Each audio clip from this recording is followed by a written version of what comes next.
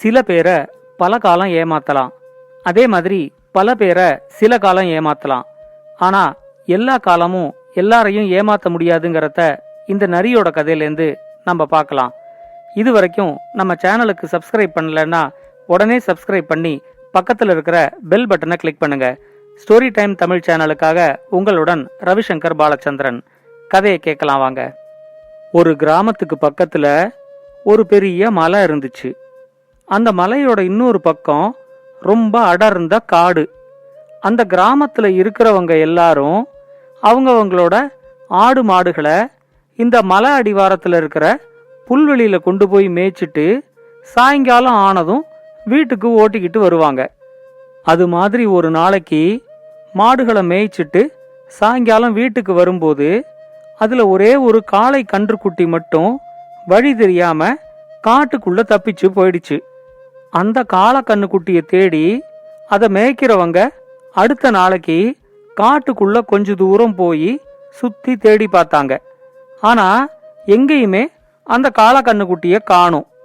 அவங்களும் இது ரொம்ப பெரிய அடர்ந்த காடு, இங்க சிங்கம், புலி, கரடி மாதிரி பெரிய கொடிய விலங்குகள்லாமும் இருக்கு, அதனால இனிமே அந்த காளை கன்றுக்குட்டிய தேடுறதுல அர்த்தம் இல்ல, ஏதாவது ஒரு கொடிய மிருகம் அதை அடிச்சு சாப்பிட்டுருக்கும் அப்படின்னு நினைச்சுக்கிட்டு தேடுறத விட்டுட்டாங்க. அந்த காட்டுக்குள்ள வழி தவறி போன காளை கன்று காட்டுக்குள்ள சுத்தி சுத்தி வந்துச்சு. அங்க நிறைய மான்களும் நரிகளும் இருக்கிறத பார்த்துச்சு. ஆனா அந்த காட்டுல ஒரு இடத்துல கூட மாடுகளோ காட்டு எருமைகளோ இல்ல. முதல்ல அந்த காளை கன்றுக்கு ரொம்ப பயமா இருந்துச்சு. நம்மள மாதிரி இருக்கிறவங்க யாருமே இந்த காட்டுக்குள்ள இல்லையே அப்படின்னு சொல்லி அது பயந்துச்சு. ஆனா அந்த காட்டுல கிடைச்ச நல்ல பசும் புற்கள், தண்ணி இதெல்லாம் பார்த்த உடனே அதோட பயம் கொஞ்சம் கொஞ்சமா போயிடுச்சு. அதுக்கு அப்புறம் வந்த நாட்கள்ல அந்த காளை கன்று வேண்டிய அளவுக்கு நல்ல பசும் புல்ல சாப்பிட்டு அங்க இருக்கிற நல்ல தண்ணிய குடிச்சு அந்த காட்டுக்குள்ளேயே சுத்தி சுத்தி வந்து வளர்ந்துகிட்டு இருந்துச்சு. அடுத்த 4 வருஷத்துல அந்த காளை கன்று நல்லா வளர்ந்து ஒரு பெரிய காளை ஆயிடுச்சு. அதோட கொம்பெல்லாம் கூட நல்ல கூர்மையா வளர்ந்து ஒரு கருப்பு காளையா அந்த காட்டுல கட்டுப்பாடு இல்லாம சுத்தி திரிஞ்சுக்கிட்டு இருந்துச்சு. அந்த காளை அப்பப்போ தன்னோட வலிமைய காட்டுற மாதிரி பயங்கர குரல்ல கத்தும். சில சமயம் கொம்பால கீழே இருக்கிற மண்ணெல்லாம் கிளறி விடும். அத மாதிரி ஒரு தடவை வயிறு நிறைய புல்லெல்லாம் சாப்பிட்டுட்டு தண்ணியையும் குடிச்சிட்டு அந்த காளை பயங்கரமா ஒரு கத்து கத்திச்சு. அந்த பக்கமா தண்ணி குடிக்கிறதுக்காக வந்த ஒரு சிங்கம் இந்த காளை கத்துன சத்தத்தை கேட்டு அங்க வந்து இது என்ன மிருகமா இருக்கும் அப்படின்னு சொல்லி யோசிச்சுக்கிட்டே காளைய பார்த்துச்சு. அது வரைக்கும் அந்த காட்டுல ஒரு மாட்டை கூட அந்த சிங்கம் பார்த்ததில்ல. இந்த காளை போட்ட சத்தத்தையும் அது ரொம்ப கோபமா மண்ணை குத்தி கிளறதையும் பார்த்த உடனே சிங்கத்துக்கு கொஞ்சம் பயமாயிடுச்சு. அதோட பெரிய உருவத்தையும் பயங்கரமான குரலையும் அதோட கூரிய கொம்பையும் பார்த்துட்டு சிங்கம் கொஞ்சம் பயந்து போய் தண்ணிய கூட குடிக்காம அந்த இடத்துல இருந்து தப்பிச்சு மெதுவா நடக்க ஆரம்பிச்சிச்சு. ஒரு காளைய பார்த்து பயந்து போய் சிங்கம் தண்ணிய கூட குடிக்காம அங்கேருந்து ஓடுறத பார்த்த உடனே அங்க இருந்த ஒரு கிழட்டு நரிக்கு ரொம்ப சிரிப்பு வந்துருச்சு. அந்த நரிக்கு வயசானதுனால பல்லெல்லாம் உதிர்ந்து போயிடுச்சு. அதால முன்ன மாதிரி நல்லா வேட்டையாட கூட முடியல. சிங்கம் அந்த காளைய பார்த்து பயந்து அந்த இடத்த விட்டு போறத பார்த்த உடனேயே இந்த நரிக்கு ஒரு யோசனை வந்துச்சு. சிங்கத்தோட பின்னாடியே ஓடி போய் சிங்கராஜா கொஞ்சம் நில்லுங்க அப்படின்னு சொல்லி அது கத்திச்சு. சிங்கமும் நின்னு என்னங்கிற மாதிரி நரிய பார்த்துச்சு. அப்ப அந்த நரி சொல்லிச்சு, அந்த மிருகம் போயிடுச்சு, நீங்க தைரியமா நில்லுங்க அப்படின்னு சொல்லிச்சு. உடனே சிங்கம் அந்த நரி கிட்ட, நீ அந்த மிருகத்தை பாத்தியா அப்படின்னு கேட்டுச்சு. உடனே நரி, நானும் பார்த்தேன், எனக்கும் அது என்ன மிருகங்கிறது புரியல அப்படின்னு சொல்லி ஒரு பொய்ய சொல்லிச்சு. உடனே சிங்கம் கேட்டுச்சு, அதை பார்த்தா சிங்கத்தை விட வலிமையான மிருகமா உனக்கு தெரியுதா அப்படின்னு கேட்டுச்சு. உடனே நரியும், ஆமா சிங்கராஜா, அதோட உருவ அமைப்பை வச்சு பார்த்தா அது சிங்கங்களை விட ரொம்ப வலிமையா இருக்கிற மாதிரி தான் தெரியுது அப்படின்னு சொல்லுச்சு. உடனே சிங்கம் கொஞ்சம் யோசிச்சுட்டு நரிகிட்ட கேட்டுச்சு, நீ எனக்கு ஒரு உதவி செய்யறியா? அது என்ன மிருகம், எங்கேருந்து வந்திருக்கு அப்படிங்கறத மட்டும் நீ எனக்கு கண்டுபிடிச்சிட்டு வந்து சொல்லு அப்படின்னு சொல்லுச்சு. நரியும் கண்டிப்பா சொல்றேன் சிங்கராஜா அப்படின்னு சொல்லி சிங்கத்துக்கிட்ட விடை பெற்றுக்கிட்டு அது இருக்கிற இடத்துக்கு வந்து சேர்ந்துச்சு. சிங்கம் ஒரு காளைய பார்த்து பயந்ததை நினைச்சு அந்த நரி ரொம்ப நேரத்துக்கு விழுந்து விழுந்து சிரிச்சுக்கிட்டு இருந்துச்சு. அடுத்த நாள் நரி அந்த சிங்கத்துக்கிட்ட, அந்த கொடிய மிருகம் வேற ஏதோ ஒரு காட்டுலேருந்து நம்ம காட்டுக்கு வழி தவறி வந்துட்ட மாதிரி தெரியுது. அது பார்க்கறதுக்கு ரொம்ப கொடூரமா இருக்கு. அதோட கொம்புகள்லாம் ரொம்ப கூர்மையா இருக்கு. ஒரு குத்து குத்திச்சுன்னா எவ்வளவு வலிமையான மிருகமும் கீழே விழுந்து சாக வேண்டியதுதான். அதனால அந்த மிருகமா இந்த காட்டை விட்டு போகிற வரைக்கும் நீங்க அந்த மிருகத்தோட கண்ணுல மாட்டாம இருக்கிறது தான் உங்க உயிருக்கு ரொம்ப நல்லது அப்படின்னு சொல்லுச்சு. அது சொன்னதை கேட்ட உடனே சிங்கத்தோட பயம் இன்னும் ரொம்ப அதிகமாயிடுச்சு. அது நரி கிட்ட சொல்லிச்சு, நல்ல வேளைக்கு நீ கண்டுபிடிச்சுக்கிட்டு வந்து எனக்கு சொல்லிட்ட. அதனால இனிமே தினைக்கும் அந்த கொடிய மிருகம் காட்டோட எந்த பகுதியில மேய்ஞ்சுகிட்டு இருக்கு அப்படிங்கறத மட்டும் நீ எனக்கு பாத்துக்கிட்டு வந்து சொல்லு. நாம அந்த பக்கம் போகாம இருக்கலாம் அப்படின்னு சொல்லுச்சு. அன்னிலேந்து அந்த நரி தினைக்கும் அந்த காளைய பத்தி சிங்கத்துக்கிட்ட வந்து சொல்லும். இன்னைக்கு அது கிழக்கு பக்கமா மேய்ஞ்சுகிட்டு இருக்குது, அதனால நாம மேற்கு பக்கமா வேட்டையாட போலாம் அப்படின்னு ஒரு நாளைக்கு சொல்லும். இன்னொரு நாளைக்கு, இன்னைக்கு தயவு செஞ்சு நீங்க தெற்கு பக்கம் போயிடாதீங்க, அங்க போனீங்கன்னா உங்க உயிருக்கு உத்தரவாதம் இல்ல அப்படின்னு பயமுறுத்தும். இத மாதிரி அந்த சிங்கத்தை பயமுறுத்தியே அந்த காளை இருக்கிற இடத்துக்கு சிங்கம் போகாம இந்த நரி பாத்துக்குச்சு. கிட்டத்தட்ட அந்த நரி சிங்கத்தோட அமைச்சர் மாதிரியே ஆயிடுச்சு. அந்த சிங்கம் வேட்டையாடிட்டு அது சாப்பிட்டது போக மிச்சம் இருக்கிறத இந்த நரி சாப்பிட்டுக்கும். அது இப்பெல்லாம் மற்ற நரிகளோடையும் சேர்றதே கிடையாது. மற்ற எந்த நரியையும் அது மதிக்கிறதும் கிடையாது.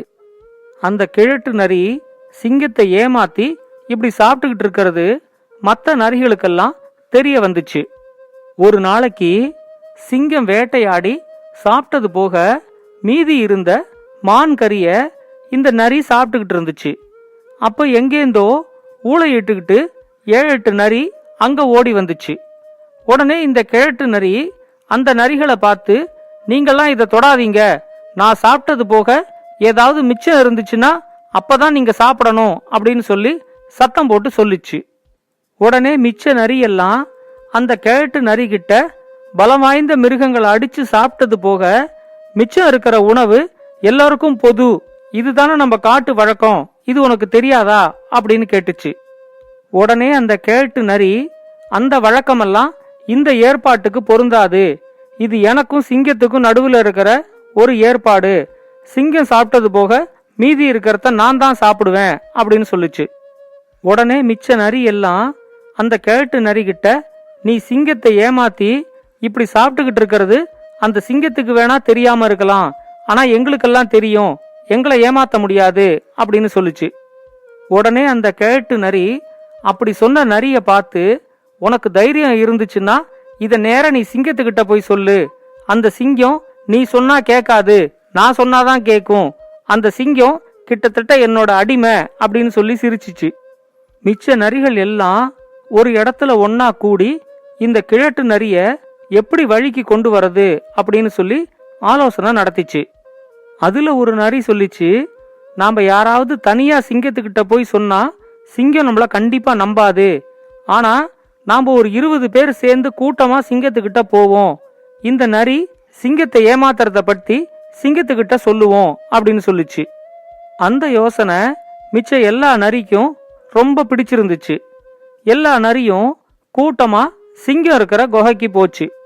அப்பதான் தூங்கி எழுந்துகிட்டு இருந்த சிங்கம் நரியெல்லாம் கூட்டமா தன்னை பாக்கறதுக்கு வந்த உடனே, என்ன எல்லாரும் இப்படி கூட்டமா என்ன பாக்கறதுக்கு வந்திருக்கீங்க அப்படின்னு கேட்டுச்சு.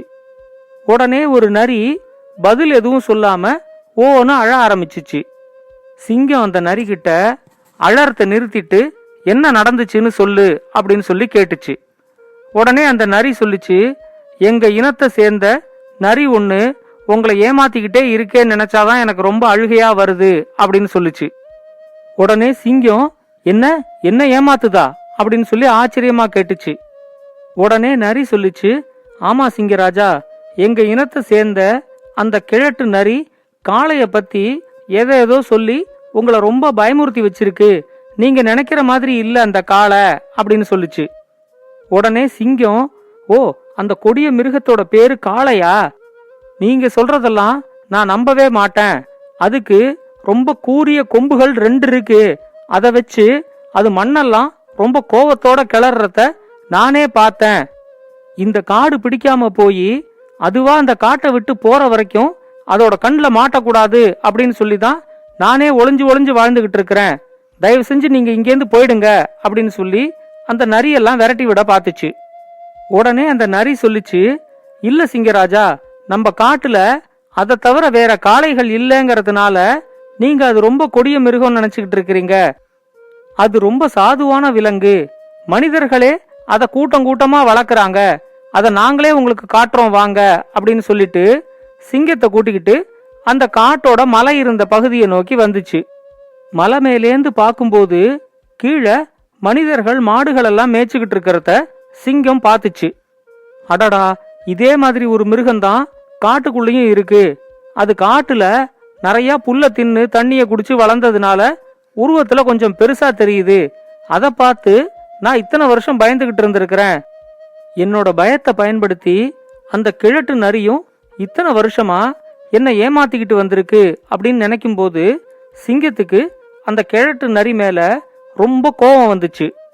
அடுத்த நாள் காலையில வழக்கம் போல அந்த கிழட்டு நரி சிங்கத்தோட குகைக்கு போய் சிங்கத்துக்கிட்ட, ராஜா, இன்னைக்கு அந்த கொடிய மிருகம் காட்டோட மேற்கு பக்கம் மேய்ஞ்சுகிட்டு இருக்குது. நாம இன்னைக்கு தைரியமா கிழக்கு பக்கத்துல வேட்டையாட போலாம், கிளம்புங்க அப்படின்னு சொல்லிச்சு. உடனே சிங்கம் கொஞ்சம் கூட யோசிக்காம, மத்தவங்களை ஏமாத்தி பிழைச்சுக்கிட்டு இருக்கிற நீதான் பயங்கரமான கொடிய மிருகம் அப்படின்னு சொல்லி அந்த கிழட்டு நரி மேல பாஞ்சு ஒரே அடியில அந்த நரிய கொன்னுடுச்சு. எல்லாரையும் எல்லா காலத்திலயும் ஏமாத்த முடியாது அப்படிங்கறதுக்கு அந்த நரியோட வாழ்க்கையே ஒரு பாடமா அமைஞ்சிச்சு.